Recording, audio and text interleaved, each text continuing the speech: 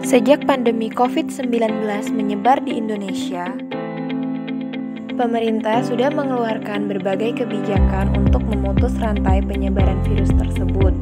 Salah satu kebijakan yang dilakukan oleh pemerintah adalah pembelajaran secara daring atau biasa kita sebut pembelajaran jarak jauh. Pembelajaran jarak jauh mulai diberlakukan pada bulan Maret tahun 2020. Sebagaimana yang tercantum dalam Surat Edaran Mendikbud Nomor 4 Tahun 2020. Kebijakan ini berlaku di beberapa daerah yang terdeteksi memiliki zona merah atau daerah yang rawan COVID-19. Pembelajaran jarak jauh tidak bisa diakses secara merata ke semua daerah.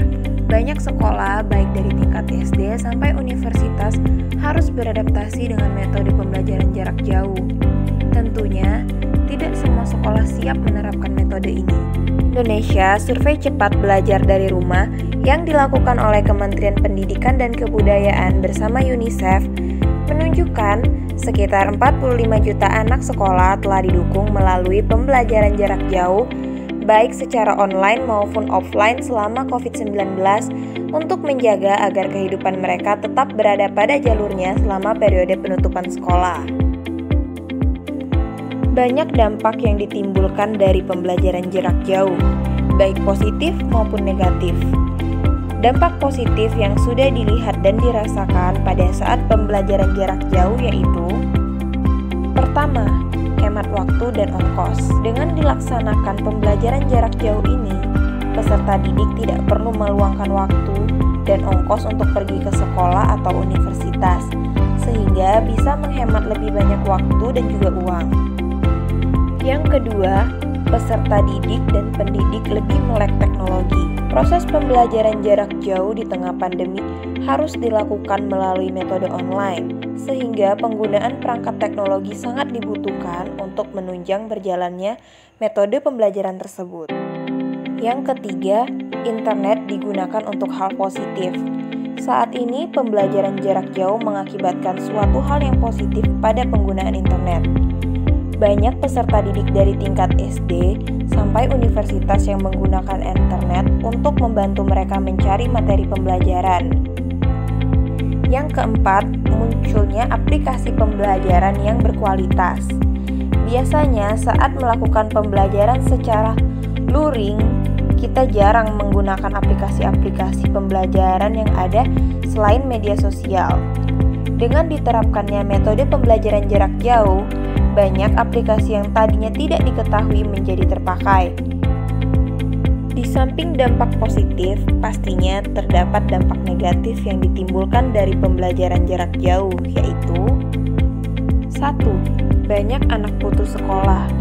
Sejak pembelajaran jarak jauh diterapkan, banyak peserta didik yang memilih untuk putus sekolah. Yang kedua, anak kurang bersosialisasi. Selama pandemi, semua aktivitas dilakukan di rumah seperti halnya dengan sekolah. Hal itu menyebabkan pelajar kurang sosialisasi secara langsung dengan teman-teman dan lebih sulit beradaptasi di lingkungan sekitar. Yang ketiga, sulit memahami materi.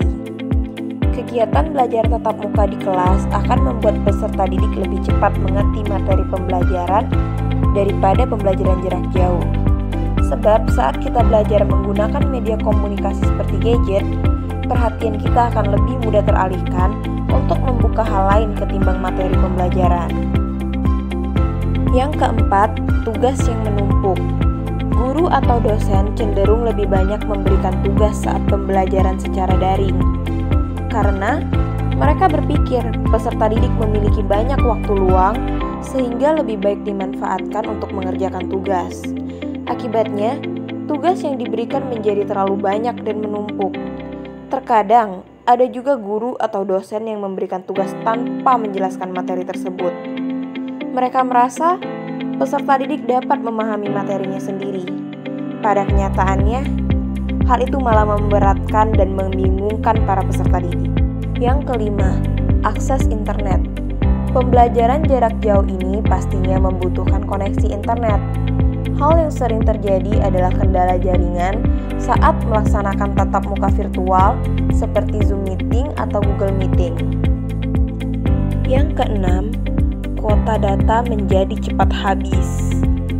Pembelajaran jarak jauh atau belajar secara daring membuat kita menggunakan kuota lebih banyak dibandingkan pemakaian biasanya. Kemendikbud yang memberikan bantuan kuota internet untuk menunjang kegiatan belajar mengajar bagi siswa, guru, mahasiswa, dan juga dosen. Bantuan kuota yang diberikan pemerintah mencakup kuota umum dan kuota khusus belajar, di mana hanya bisa dipakai untuk aplikasi-aplikasi yang bersangkutan dengan pelajaran, seperti Zoom, Google Meeting, dan lain-lain. Semoga dengan ini semangat belajar dan bekerja di tengah pandemi COVID-19 tetap terjaga. Untuk siswa, tetap belajar penuh semangat, dan untuk para pendidik, terus bekerja keras secara kreatif dan sabar dengan tetap menerapkan protokol kesehatan.